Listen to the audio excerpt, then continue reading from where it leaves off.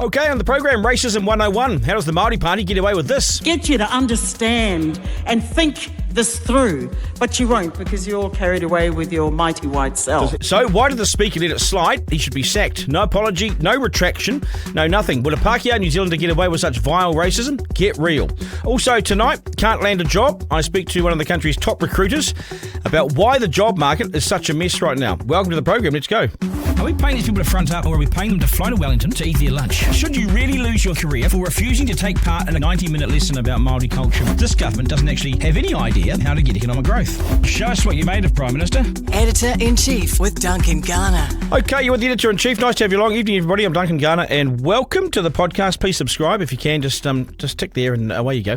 Tonight, the blatant and vile racism in the New Zealand Parliament. It's not only not stopped, it's actually allowed, aided and abetted, because the Greens have one of their MPs as the Assistant Speaker who stands in for Gerry Brownlee. But he's proven that he's not up to it, and he's proven that he's openly allowed this. He's aided and abetted Te Pāti Māori's approach in the Parliament. Have a look at this. Let's go. It's the slam dunk. Okay, if you think the Māori Party can't get any more anti-establishment or anti-colonialism or anti-Pākehā, then think again. They might as well call this their Hate White campaign. Because this is what's happened. The anger, the hate, the anti-Pākehā sentiment, the blatant generalisations and the racism is going next level from these guys. But worse than that, Parliament has started to accept it, to allow it, and they let it slide. Green MP, stand-in Speaker, Te Atuinio, is one of those MPs who deputises in the Speaker's chair when Gerry Brownlee is not there. But he's not up to it. He needs to be sacked. Get rid of him. How can Parliament accept what I'm about to show you? Have a look at this. Gerry Brownlee needs to crack down on this.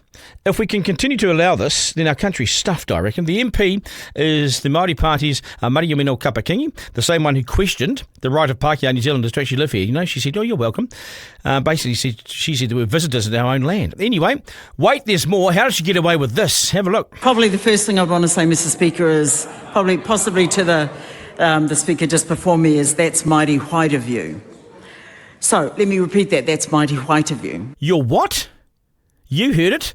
That's mighty white of you and your white selves. Imagine saying that to a Māori. Well, what would you say? Oh, well, typical Māori? Would that be blatant stereotype? Of course it would be. A generalisation? Of course it would be. You'd be nailed for your racism and you'd be embarrassed and told to apologise. Nothing happened. So she continued, but listen to the intervention, sadly in Te Reo Māori only, so no one's any the wiser. She's certainly not backing away or apologising. So now Te Reo Māori is the only language spoken in Parliament, shutting out most of New Zealand. It's not good enough. Have a look at this. Get you to understand and think this through, but you won't because you're all carried away with your mighty white self. So here we go. He paku awhina mo te mema, me kororo mai koe ki au, hei ha te kororo ki a rātou. Ka pai, tēnā koe. Ka pai, tēnā koe. Haere tonu. Mighty white selves? Was she made to withdraw it? Nope. To apologise? Nope. Nothing. The Speaker checks her in the lightest possible way in Te Reo Māori. Outrageous. Are we going to accept this as the new standard? I once referred to immigrants in a long shopping queue by identifying which country they came from. I said we needed to build more infrastructure so we weren't overburdened, so we could cope with the inflow. I was slammed by the New Zealand Press Council. I was deemed racist for that. I copped all sorts of public backlash from the migrant community, and my workplace went all weak at the knees, and I was made to apologise. It was a pathetic ruling by a press council desperate to be seen to be doing the right thing and scolding a white man. But this nonsense in Parliament is accepted. We simply can't let this rest here. Gerry Brownlee, who is the Speaker, needs to do something about this and get in the way of it. Are we South Africa? Could you get away with, oh, you seem happy with, I don't know, with your black or brown selves? Oh, are you happy with your brown selves? Or imagine saying that. Really? We would be rightly booted from the Parliament, made to apologise. It's a shocker. Then there's the issue of the stand-in Speaker making a ruling only in Te Reo Māori. What did he say? Why wasn't it translated? He lost the country doing that. And in doing that, democracy went out the front door. New Zealanders watching had no idea what he was saying, what the ruling was. But he certainly did not make her withdraw or apologise. Maybe he gave her a slight checking, but that was it. It was a racist, appalling remark, and it was let go. The arrogance of Te Pāti Māori's got no end. The Speaker was asked by ACT to get her to withdraw and apologise. But the Speaker claims, he never heard it. Now he's not telling the truth to protect her. Well, I found it very difficult to hear the member talking at all because of the number of interruptions on that side of the House. There always has to be a bit of give and take in this place, but I would invite all members to think carefully about their contributions and also their interjections as well, because it is important that the people at home can hear this debate. And so, Māori Mino Kapa King, I call you to continue. Thank you. Thank you, Mr. Speaker. We all heard it, right? Come on, pal. You're not telling the truth. Claiming you didn't hear it's not telling the truth. It's appalling. We're not that silly. It's a protection racket to protect the racism and the violent inappropriateness of the Te Pāti Māori. Honestly, the standards are low in Parliament now, and that the bias of the standing speaker is obvious. It's unacceptable, but obvious and overt. He supports the Te Pāti Māori approach. He supports it. Having him there is like having a crooked referee. He's got to go. He can't possibly do his job properly. We've seen that. We just saw it. This is an appalling example of how bad this has got now in New Zealand, and an appalling example of how we are tolerating and allowing it. Who will stand with me on this? Who's against this sort of approach? They have contempt for the Parliament, contempt for the rules, and their open and willful racism is being aided and abetted by a Parliament that allows it. I'm urging Gerry Brownlee to actually do something about this. Get back to Parliament and do something. He has to. Christopher Luxon, speak up. What are your concerns? Take them to the floor of Parliament. And Labour, which side are they on? Ask them. Kapakini and the standing speaker should be hauled into line and taken to the Privileges Committee and sorted out. For such behaviours. What will Gerry Brownlee do when he gets back? Nothing.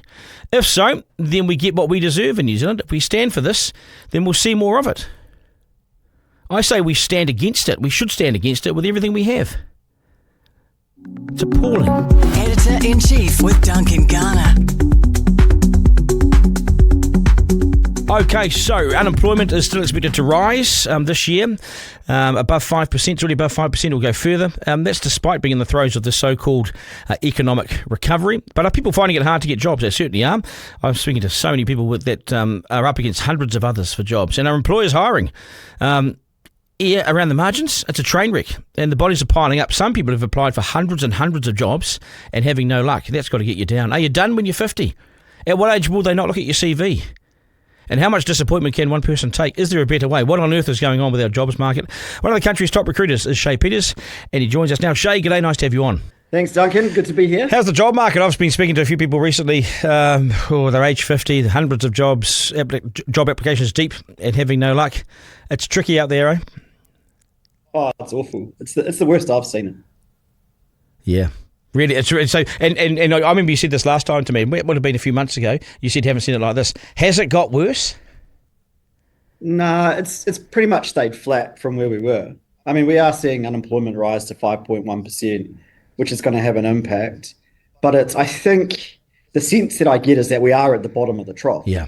I think interest rates being cut, that stuff will start to kick in and start to provide stimulus.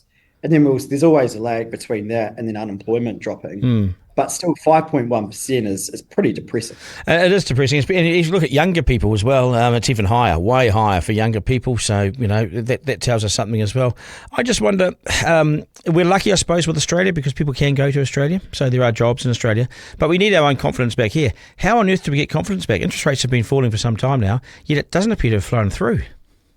No, and I don't think the budget really provides much aspiration either, right? So I know people were kind of holding out hope and saying, what's the budget going to come through with? Where's the stimulus going to come?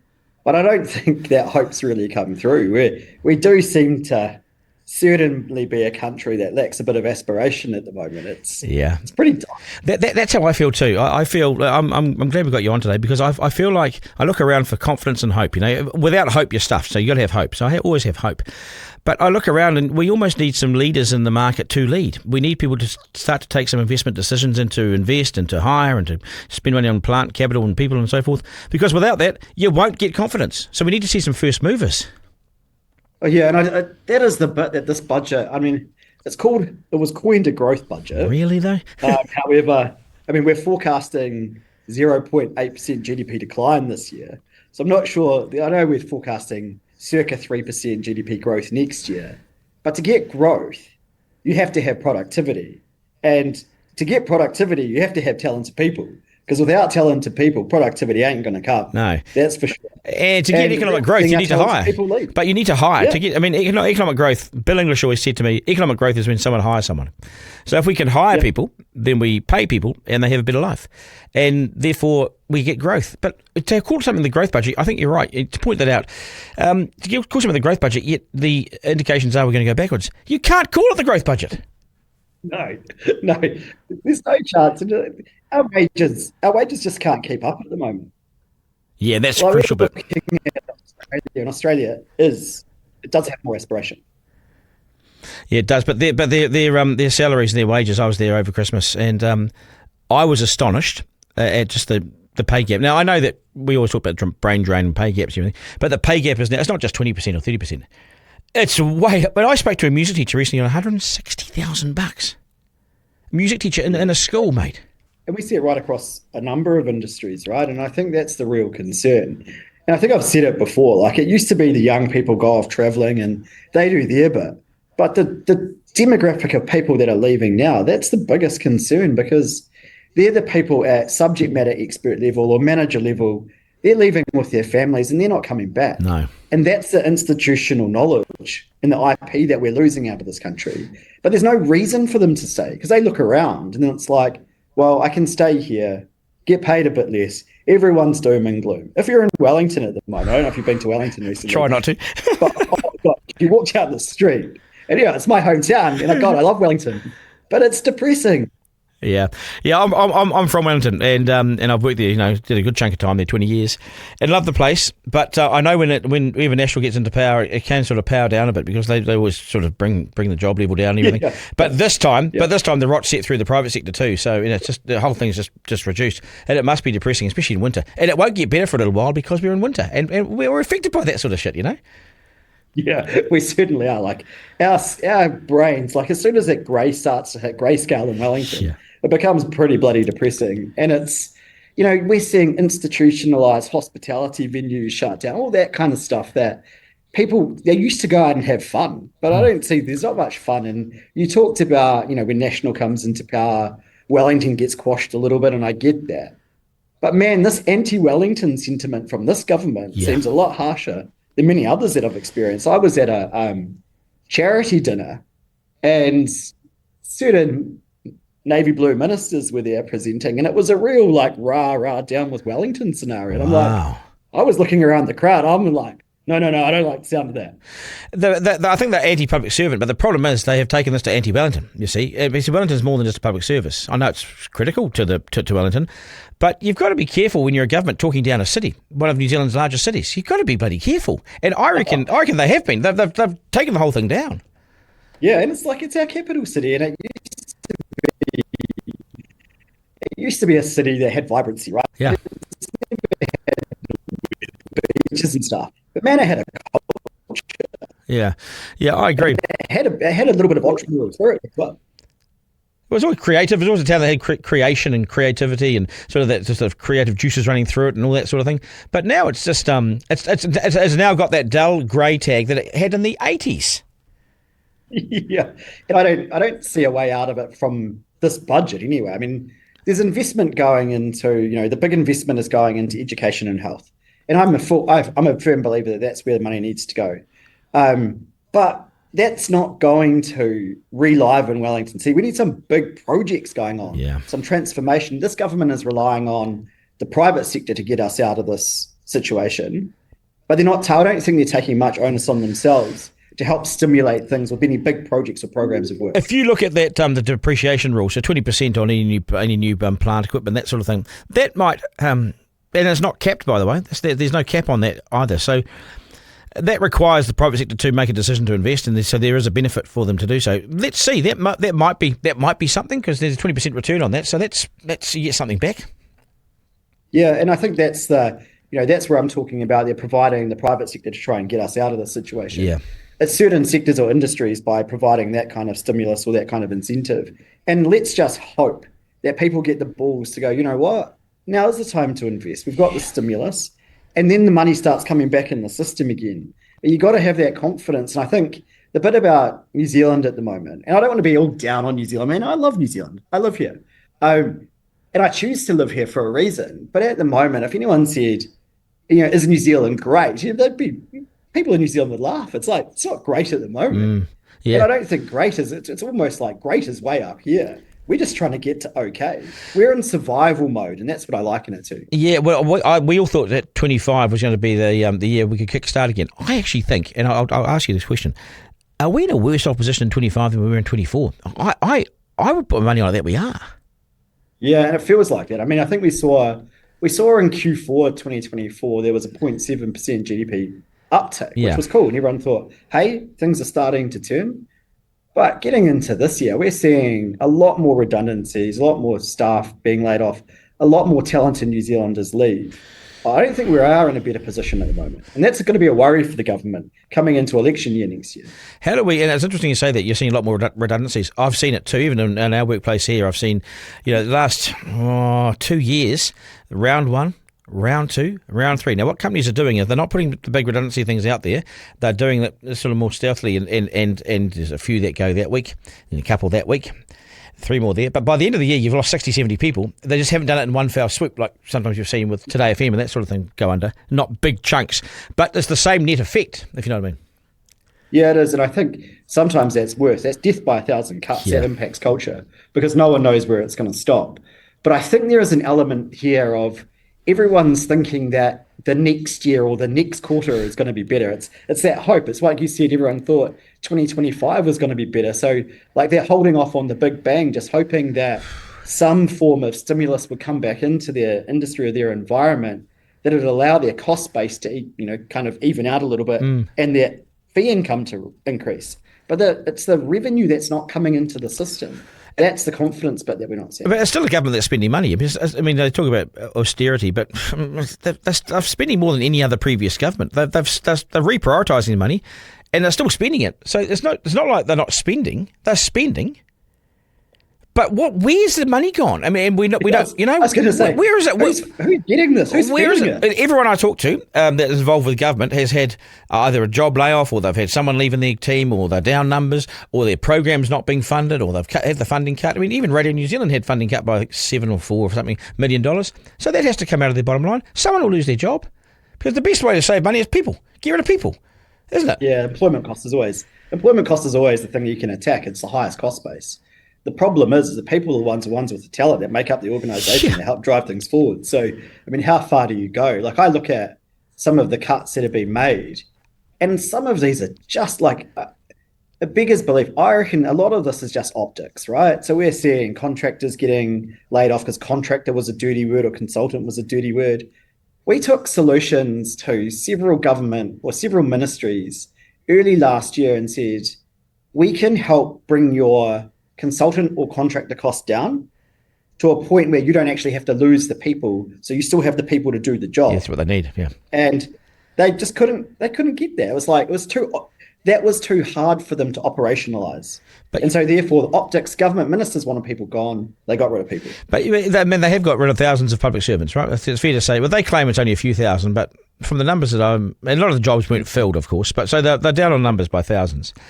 Have we got a better public service by having fewer people? No, and like we're one of the largest suppliers to the public sector, and so we interact with the public sector all the time. And if you talk to senior managers within public sector, the biggest frustration for them is they don't have the capability to do what they need to do. They don't have the people. We're stuffed then. And so that's my concern. Well, hang on, and I've noticed this with the public service. I think we're down on experience, we're down on talent, we've lost people to the private sector because why would they stay in the public sector that's getting attacked and absolutely just ridden over? Now, yeah, sure, Jacinda Ardern and those they hired a lot more people at the end there. Yep, so National will always come in and do this. But are they getting rid of 7% across the board, or are they getting rid of the right people and the right things? Are we just getting rid of people because it's a number? And if that's the case, are we getting rid of the wrong people, the talented people? Who are they getting rid of? They don't even know. It's just a number. Oh, I think the first round was just a number, right? They just swiped with the blade. And I think that's my biggest concern, is that we lost a whole lot of capability there. And if you talk to senior managers within the public sector at the moment, they might have deliverables they've got to hit, but the capability, they are complaining to us firsthand that they don't have the talent or the capability with the people that are left to do the job. And they're not allowed to bring in like hitmen, like a consultant or a contractor, who don't usually come in and mostly, I know that there has been a bit of overspend, so I get that, but mostly they deliver a really good service and they're experts. So they come in, bang, do a job and leave. Do you think, though, with things like the defence spending, and I was speaking to some senior defence people the other day, they're going to hire consultants to come in and advise them what they need to do to be compatible with the Aussies and the Yanks and everything. So this was a senior Navy guy. He says to me, this is what we'll do. So they'll spend some of that money on consultants, as you have to, just like in health. I'm now getting contacted from senior people within government departments ready to blow whistle on this sort of stuff. And now these people are usually quiet, okay? But they can no longer, they're quite senior, but they can no longer bear the thought of what they have to do to achieve what they have to achieve, and they can't do it because they haven't got the people. So they can no longer do the job being asked of them because they've lost capability. So they never come to me normally. I'm the last guy because, we might make a song and dance about it.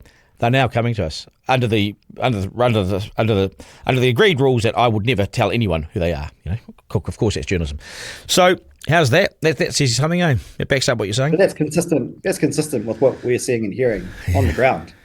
We're only looking. That's only the public service there, and I get that. That's actually had a massive fiscal impact on tax take and everything like that. But as soon as you turn the tap off of contractors, and a lot of them have very well-honed experience, they will look either in the private sector or offshore. And so then their expertise is lost to the public sector to allow to help New Zealand move forward. Like, the public sector still has to do a job. Oh, yeah. And it limits governments in their outlook, you see, because the government may have all these big ideas and intentions, although I don't think this government has, to be honest. We've got big ideas or intentions. But it limits... If you have a limited public service and capability in numbers, then you're limited in what you can do. Like, if I was this government, I would announce some of these infrastructure projects, big ones, big ones because I never see infrastructure as a cost. I see it as an investment in your country over time. We all benefit from that. I'd start the second harbour crossing. I'd start the work on it. I'd put some money aside and start it. Governments have balance sheets. They're big. They can do this. The fact that we sit here, we still have thousands of people coming to the country, so we don't population fund. We're going to need these infrastructure projects. We've now got a new railway set through the CBD that will open soon. It's time to do that.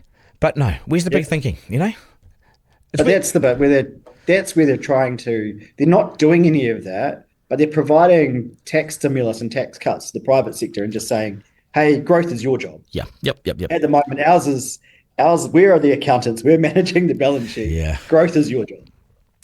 But he also came back from holiday this year, Chris Luxon, and said, we want economic growth, at all costs. We want to see it.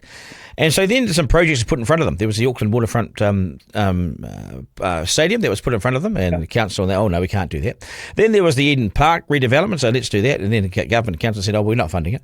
So, it's all we've got to say, we say no too often, and then what's the first thing they do off the back of that? They say no and no.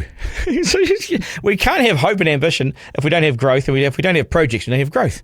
This is just fucking doing my head in. And it's all the bit to me, it's just, they could change the narrative around this. Like, they're trying to change the narrative around the budget, call it a growth budget. But every day they are in front of us talking about cost cutting. And the rhetoric is just so negative. Yeah. It's so depressing. I think people are getting caught up in that. Then that starts to impact the private sector, and they start, their confidence is, they're very cautious now. No one's looking to invest. So that's the bit. It's like, if they came out with positive sentiment and they said, hey, let's make New Zealand great again, then I think the country would start to turn a little bit. Good point. I think we're in and this is a really dangerous position to be in with the narrative that they've sowed there. And they've said a couple of things before the budget I want to focus on, and also the result of it is a death spiral. So I think we're now in this spiral. And once you get into a death spiral, she's a dangerous end. And people like Nicola Willis, who said the government's run out of credit cards. No, it hasn't. See, it's a complete lie. When they said the government's run out of credit cards to put the items on. Well, governments don't have credit cards. They're not like households. Households are different. We have caps and limits on what we can effectively borrow, spend, and everything. This is a government with a balance sheet.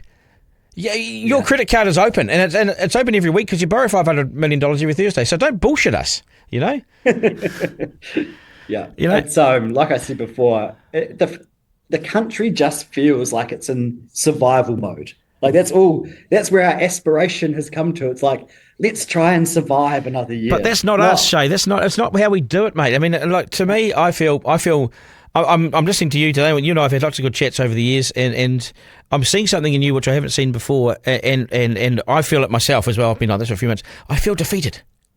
I feel a bit of a sense of defeat, and I hate. I'm never going to admit defeat, Duncan. I'm still trying to find a way to win. Yeah, so am I. But and we've had some remarkable growth in this podcast this year, and we're sort of we're happy with where we're heading. But I talked to a lot of New Zealanders, both here and outside of here, and I just, like you, I sense that no one's making investment decisions. Trump's tariffs and that, another excuse not to do anything. Hold up.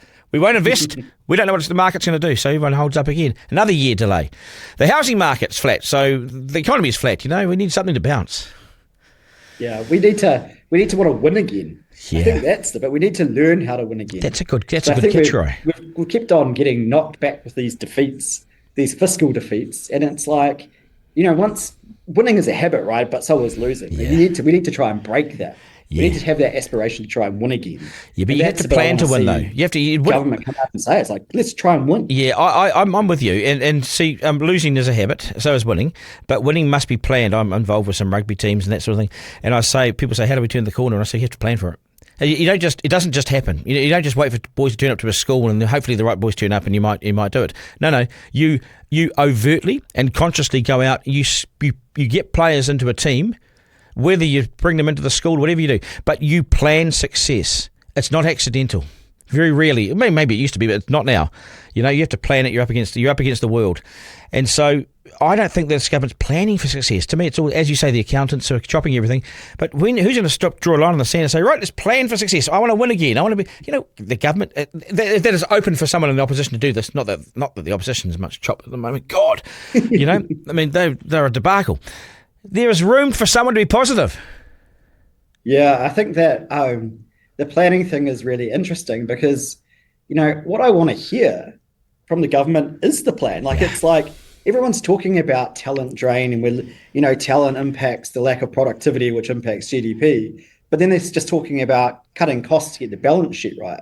But where is the plan to keep this talent onshore? I mean, that's the bit that I care about. That's my industry. Of course. But I also know that talent drives success, but there is no plan around it. It's almost like this acceptance of people going offshore. Yeah, it's passive acceptance that they're leaving. I spoke about this at a speech yesterday to some real estate agents. 190 people leave a day.